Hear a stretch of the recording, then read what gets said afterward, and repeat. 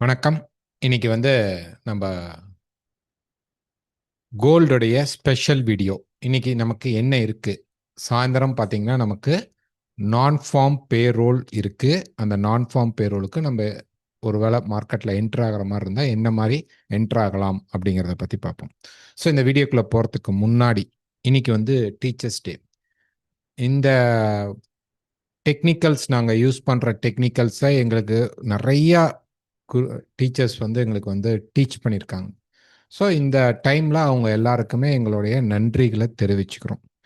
So நீங்களுமே உங்களுக்கு இந்த ட்ரேடிங்கில் நிறையா விஷயங்கள் சொல்லி கொடுக்குறவங்களுக்கு நீங்கள் எதுவும் செய்ய வேணாம். ஜஸ்ட் ஒரு செகண்ட் அவங்களுக்கு நீங்கள் தேங்க் பண்ணிக்கோங்க.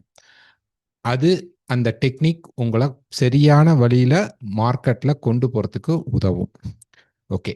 ஸோ இந்த வீடியோக்குள்ளே போகிறதுக்கு முன்னாடி இந்த தளத்தை சப்ஸ்கிரைப் பண்ணாமல் இருந்தீங்கன்னா சப்ஸ்கிரைப் பண்ணிங்க. கூடவே பெல் ஐக்கானை கிளிக் பண்ணிங்க. அப்போ தான் நாங்கள் வீடியோஸ் போட்டோன்னே நோட்டிஃபிகேஷன் வரும். நான் ஃபார்ம் பேரோலை ஜஸ்ட் அந்த மார்க்கெட்டுடைய நம்பராக பார்க்காதீங்க.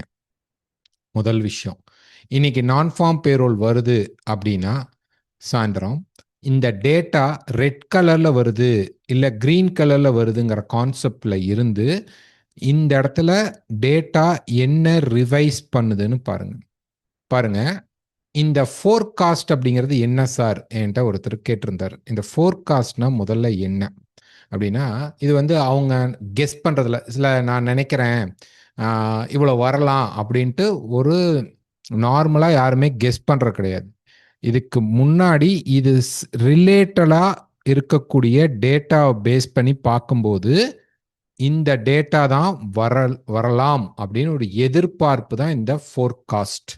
ஓகேங்களா? அப்படி ஃபோர்காஸ்ட் பண்ணி வச்சிருக்கிற டேட்டா என்னன்னு நம்ம பார்த்தோம் அப்படின்னம்னா, நமக்கு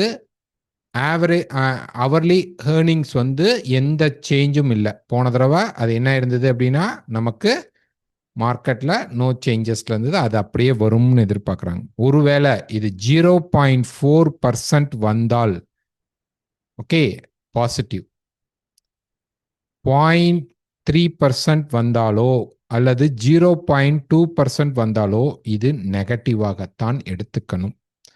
அதே மாதிரி நான் ஃபார்ம் பேரோலில் அந்த எம்ப்ளாய்மெண்ட் சேஞ்சில் ரைஸ் ஆகணும். 73K இருக்கு பார்த்தீங்களா? இது ரிவைஸ் பண்ணுவாங்க. போன முறை வந்ததோட இந்த முறை ரிவைஸ் பண்ணுவாங்க. இது பாசிட்டிவாக வரணும். 73க்கு மேலே வரணும், குறையக்கூடாது. ப்ளஸ் இப்போ வரைக்கும் இருக்கிற கால்குலேட்டில் 75K வரும்னு எதிர்பார்க்குறாங்க. இது மினிமம் ஒரு 100Kக்கு மேலே வந்தால் பாசிட்டிவ், அதை விட கம்மியாக வந்தால் நெகட்டிவ். அன்எம்ப்ளாய்மெண்ட் ரேட் இது ஏறி வரும், கொஞ்சம் எகிரும் அப்படிங்கிறாங்க லேபர் மார்க்கெட்டில். அப்போ என்னாகும்? வேலை இல்லாத சதவீதம் உயரும் அப்படின்னு எதிர்பார்க்குறாங்க. இதுவும் 4.3% வந்துருச்சுன்னா இது நெகட்டிவ். கண்டிப்பாக நமக்கு 4.2 அல்லது 4.1 வந்தாதான் பாசிட்டிவ். ஸோ இன்னைக்கு டேட்டாவை நீங்கள் பார்க்கணும். எதில் பார்க்கலாம்? ஃபாரெக்ஸ் ஃபேக்ட்ரியில் சாயந்தரம் 6 மணிக்கு வரும் டேட்டா. ஸோ டேட்டா பார்த்துட்டு நீங்கள் என்ன பண்ணுங்கள்? என்ட்ரி எடுக்க ட்ரை பண்ணுங்கள். கண்டிப்பாக இதுக்கு முன்னாடி நம்ம டெக்னிக்கலாக நிறையா முறை நான் ஃபார்ம் பேரோல இது இந்த டேட்டா வந்தாலும் மார்க்கெட் இப்படி தான் அப்படின்னு சொல்ல முடியும். ஆனால் லாஸ்ட் நம்ம நான் ஃபார்ம் பேரோலில் கூட மார்க்கெட் இங்கே பிரேக் அவுட் பண்ணிடுச்சுன்னா மேலே தான் போகும் அப்படிங்கிறத தெளிவாக சொல்லியிருந்தோம். மேலே தான் நாங்கள் போகிறோம், டவுன் சைடு போகலை கோல்டில் அப்படிங்கிறது ஸ்ட்ராங்காக சொன்னோம். பட் இந்த முறை அப்படிங்கிறது முழுக்க முழுக்க டேட்டா பேஸ் பண்ணி நடக்கும். அதனால டேட்டா பார்க்காம நம்ம டெக்னிக்கலாக கெஸ் பண்ணி வைக்க போகிறோம். பட் டேட்டா மஸ்ட்டு, டேட்டா பார்த்துக்குங்க. கண்டிப்பாக நான் ஒரு 6-5க்குள்ள டேட்டா உடைய பாசிட்டிவா நெகட்டிவாங்கிறத அப்டேட் பண்ணுவேன். டெலகிராம் சேனலில் அப்டேட் பண்ணிடுறேன். ஸோ பெட்டர் நாங்கள் ஒரு க்ளூ கொடுக்குறோம். இது எல்லாரும் அக்செப்ட் பண்ண வேணாம், வேணுங்கிறவங்க எடுத்துக்கோங்க. சாயந்தரம் 5:30 மணிக்குள்ள, ஓகேங்களா, 5:30 மணிக்குள்ள ஏதாவது ஒரு பை செட்டப்போ அல்லது செல் செட்டப்போ கோல்டில் வந்தால் மட்டும் ட்ரேட்குள்ள போங்க with stop loss. Stop loss இல்லாமல் தயவு செய்து ட்ரேட் இன்னைக்கு பண்ணாதீங்க. இன்னைக்கு பியூர் மேனிப்புலேஷன் நடக்கும். ஆல்ரெடி கோல்டு மார்க்கெட் எப்படி இருக்கு அப்படின்னா புல்லிஷ்ல தான் இருக்கு. அதனால புல்லிஷ்கான சதவீதம் 70% நம்ம எதிர்பார்க்கலாம். செல் ஆகணும்னா எந்த லெவல்ஸை மார்க்கெட் பிரேக் பண்ணணும். பேர் ஆகுது மார்க்கெட் அப்படின்னா இது 30% தான். இது ட்ரெண்டு, இது கரெக்ஷன் மட்டும்தான். அதனால ஷார்ட் டேர்ம்ல இறங்கிட்டு மார்க்கெட் திருப்பி மேலே போயிடும். இன்னும் நமக்கு ஃபெட்டோடைய இன்ட்ரெஸ்ட் ரேட் குறைக்கல. வரக்கூடிய செப்டம்பர் 17 அன்னைக்கு நமக்கு கண்டிப்பாக 90% ஃபெட் இன்ட்ரெஸ்ட் ரேட் குறைக்க போறாங்க. அது 25 பேயாஸ்ல வரப்போதா அல்லது 50% குறைக்க போறாங்களா அப்படிங்கிறது மட்டும்தான் இன்னும் நமக்கு தெரியல. ஆக மொத்தம் குறையறதுக்கான வாய்ப்பு சதவீதம் ரொம்ப அதிகம். இன்னைக்கு வரக்கூடிய டேட்டாஸ் எல்லாமே, அதுவும் நான் ஃபார்ம் பேரோல் கூட பாசிட்டிவா வந்துட்டோம். ஹவர்லி ஏர்னிங்ஸும் அன்எம்ப்ளாய்மெண்ட் ஏறியும் ஹவர்லி ஏர்னிங்ஸ் இறங்கியும் வந்துட்டால் நல்லா புரிஞ்சுக்குங்க. இந்த ஃபர்ஸ்ட் ஹவர்லி ஏர்னிங்ஸ் அப்படின்னு நீங்க ஆவரேஜ் ஹவர்லி ஏர்னிங்ஸ் வந்து குறைந்து வந்தாலோ அன்எம்ப்ளாய்மெண்ட் ரேட் வந்து ஏறி வந்தாலோ இது இன்னும் அதிகமா நம்ம ஊர்ஜிதப்படுத்திக்கலாம். ஃபெட் இன்ட்ரெஸ்ட் ரேட் குறைக்க போறாங்க. மார்க்கெட் அதுக்காக இந்த முறையும் கோல்டை மேலே தான் ஏற்ற போறாங்க அப்படிங்கிறது தெரிஞ்சுக்கலாம். ஓகே, ஸோ இது வந்து நம்ம ஒரு டேட்டா பேஸ் பண்ணி தான் இன்னைக்கு மார்க்கெட்டை பார்க்கணும். ஓகே, டெக்னிக்கலா மார்க்கெட்டை இன்னைக்கு நம்ம எப்படி அப்ரோச் பண்றது? டெக்னிக்கலா பார்த்தீங்க அப்படின்னா மார்க்கெட் ஒரு டே மார்க்கெட் எடுத்தீங்கன்னா மார்க்கெட் வந்து இந்த பர்டிகுலர் ஹை, ஓகேங்களா, மார்க்கெட் வந்து இந்த பர்டிகுலர் ஹை, இந்த ஹைக்கு மேலே மார்க்கெட் இப்போ ட்ராவல் ஆயிட்டு இருக்கு. இப்போ நமக்கு இந்த ப்ரைஸ் வந்து இந்த ஹைக்கு மேலே ஹோல்ட் ஆகி நிற்கிறான். அப்போ இங்கேருந்து ஒரு ரெசிஸ்டன்ஸ் எடுக்கலாமா? எடுக்கலாம். மேலே வந்து நம்ம லெவல்ஸ் வந்து கெஸ்ஸிங் லெவல்ஸ் தான். அதனால நம்ம வந்து 100% வந்து இங்கே மார்க்கெட் ரெசிஸ்டன்ஸ் எடுக்குதுங்கிறத நம்ம சொல்ல முடியாது. இங்கே செல் திரும்பிடுச்சா, செல்க்கான சான்ஸ் கிடைச்சிருச்சானா இன்னும் இல்லை. ஓகே, ஸோ இப்போ மார்க்கெட் தான் இறங்கிட்டானேன்னு ஏறி நிற்கிறான். ஸோ இந்த லோ நமக்கு பிரேக் பண்ணணும். அதாவது இந்த ஹையில் வந்திருக்கு பார்த்தீங்களா, இந்த 3500க்கு கீழே மார்க்கெட் வரும் பொழுதுதான் கரெக்ஷன் ஸ்ட்ரக்சர் வருவான். இது அதிகப்படியாக நம்ம எதிர்பார்க்கலாம். 3480 ஒரு சப்போர்ட் இருக்கு, 3420 3400 இது ஒரு சப்போர்ட் லெவல். இந்த ரெண்டு சப்போர்ட்ல திருப்பி உடனே மார்க்கெட் மேலே போவான். அப்ப நம்ம இங்க செல் அடித்தாலும் கரெக்ஷன் செல் மட்டும்தான். ஓகேங்களா, இது ட்ரெண்டிங் செல் கிடையவே கிடையாது. நீங்க ஸ்டாப் லாஸ் யூஸ் பண்ணிக்கங்க. திருப்பி திருப்பி சொல்றோம், நம்ம இங்க சொல்லக்கூடிய இந்த டெக்னிக்கல்ஸ் அப்படிங்கிறது தவறாகிறதுக்கு வாய்ப்பு உண்டு.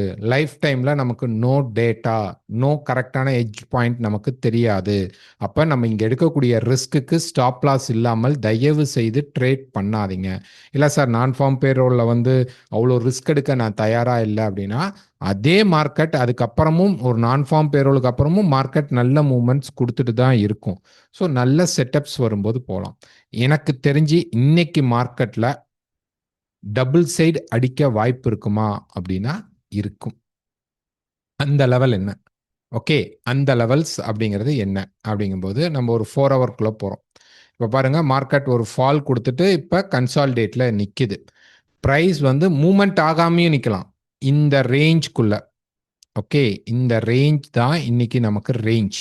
இன்னைக்கு காலையில போயிட்டு இருந்த மார்க்கெட் பிரேக் அவுட் நடந்திருந்தானா, இங்க ரிவர்சல் கிடைச்சிருந்தா கண்டிப்பா இந்த கரெக்ஷன் நடக்கும் அப்படிங்கறது நம்ம எதிர்பார்த்திருக்கலாம். பட் ரிவர்ஸ் ஆகல, பக்கத்துல போயிட்டு மார்க்கெட் திருப்பி ஃபால் ஆயிட்டு இருக்கு. அப்ப நமக்கு இந்த ரேஞ்ச் அப்படிங்கிறது ஸ்டில் அப்படியே தான் மார்க்கெட்ல இருக்கு. ஸோ இப்போ நம்ம ஒரு மினிமம் பிரேக் அவுட் லெவலை எடுத்து வச்சுக்கலாம்.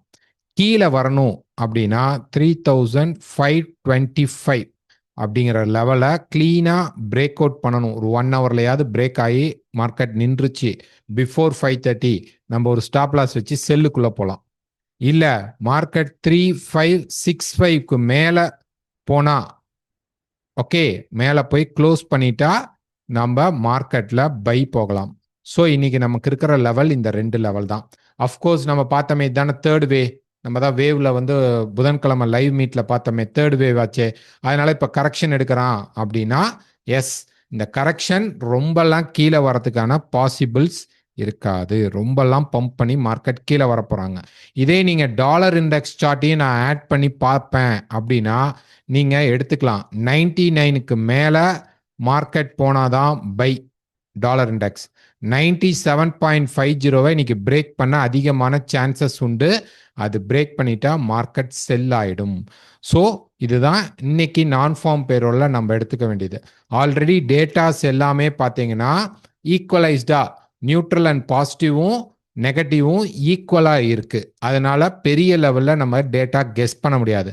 பட் ஃபெட்டோடைய சேர்மன் அனௌன்ஸ் பண்ண விஷயம் என்னன்னா, நமக்கு லேபர் மார்க்கெட், அதாவது வேலை வாய்ப்பு குறைவா இருக்கு, ஹவர்லி ஏர்னிங்ஸ் குறைவா இருக்கிறங்கிறது தான் ஒரு க்ளூ. அதனால கோல்டு மேக்சிமம் கீழே வந்துட்டு சப்போர்ட் எடுத்துட்டால் மேலே போகிறதுக்கான பாசிபிள்ஸ் ரொம்ப ரொம்ப அதிகமாக இருக்கும். இது தப்பாகிறதுனால தான், இது தப்பாக கூட நடக்கலாம். அதனால தான் ஸ்டாப் லாஸ் யூஸ் பண்ணிக்கோங்க. இல்லை சார், நான் நான் ஃபார்ம் பேரோலில் பெருசாக உள்ளே போக விரும்பலை, அந்த ஒரு 50 பாயிண்ட் வேணாம், அதுக்கப்புறம் மார்க்கெட் நடக்கிற நார்மல் மூளை எடுத்துக்கிறேன் அப்படின்னா ஜஸ்ட் வாட்ச் பண்ணுங்க. அதுலேயும் என்ட்ரி ஆகலாம். 5:30 மணிக்கு முன்னாடி கிடைச்சா போகலாம், இல்லைன்னா 7 மணிக்கு அப்புறம் செட்டப் ஏதாவது கிடைத்தால் போங்க. இல்லைன்னா ஒமிட் பண்ணிட்டு மண்டே மார்க்கெட்லேருந்து நீங்கள் தாராளமாக போகலாம். கண்டிப்பாக டாலர் இண்டெக்ஸ் பாசிட்டிவ்ல வர வாய்ப்பு கம்மி. மேனுப்புலேட்டுக்காக மார்க்கெட்டை மேலேயும் கீழேயும் ஏற்றி இறக்கலாம்.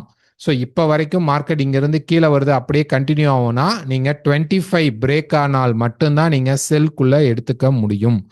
65 பிரேக் பண்ணி நின்றுட்டான் அப்படின்னா பை சைடு போக ட்ரை பண்ணுங்க. எல்லாத்துக்குமே ஸ்டாப் லாஸ் யூஸ் பண்ணுங்க. ஓகே, அடுத்தது வீக்லி ஃபோர்காஸ்ட்ல நான் இந்த மூமெண்ட்டுக்கு அப்புறம் என்ன பண்ணலாம் அப்படிங்கிறத நான் உங்களுக்கு சொல்றேன். இந்த வீடியோ பிடிச்சிருந்தா மறக்காம லைக் பண்ணுங்க, ஷேர் பண்ணுங்க, கமெண்ட் பண்ணுங்க. தேங்க்யூ.